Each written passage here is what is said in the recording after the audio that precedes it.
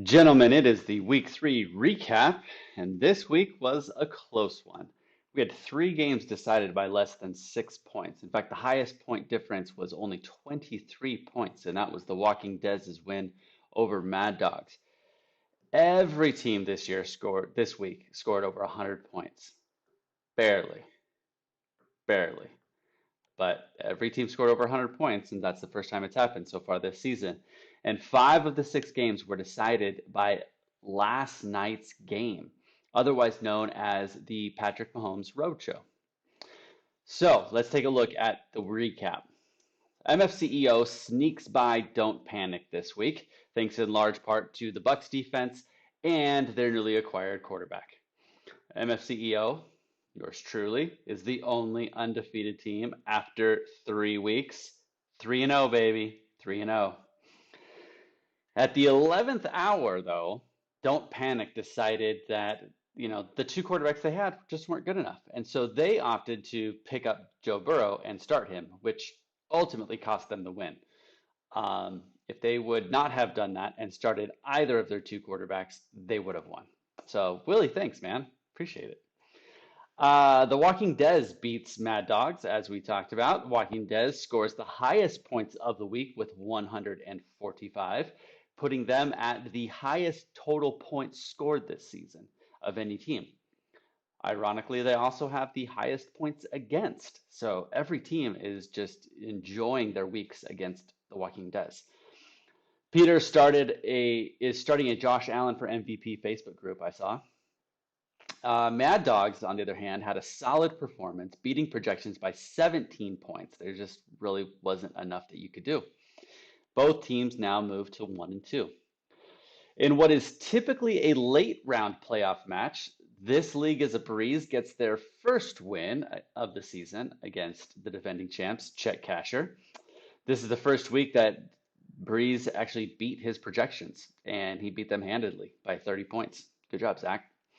Despite losing by less than 6 points. Oh, painful. Less than 6 points. Chet Casher did the best they could. Chris set a perfect lineup. So the only people you can blame are the people on your team, Chris, because you did your part. In the closest match of the week, Thunder Blender narrowly escapes Batman and Dobbins with a 3.22 point victory. Less than 3.25 points. Good job, Eric. You got 62% of your total points from 2 players, Russell Wilson and the Colts defense. Meanwhile, Batman couldn't do anything about it, and he moves to 1-2. Even if he had set a perfect lineup, he still wasn't enough. Batman, on the other hand, might have the biggest steal of the draft on his team if things continue like this. James Robinson is RB6 on the season, and he was taken in the 15th round. Man, you got a steal out of that. I think there were 3 of us that picked up Jacksonville running backs, hoping that our guy was the guy. And looks like you won that lottery. Habanos gets their first win of the season against a McCaffrey-less Tons of Anarchy. Despite the win, Habanos left a lot of points on the bench. And despite spending big on McKinnon, it just wasn't enough for Tons of Anarchy. And Tons of Anarchy actually has some more spending to do this week with 2 players on IR and 3 players that could miss this week's game.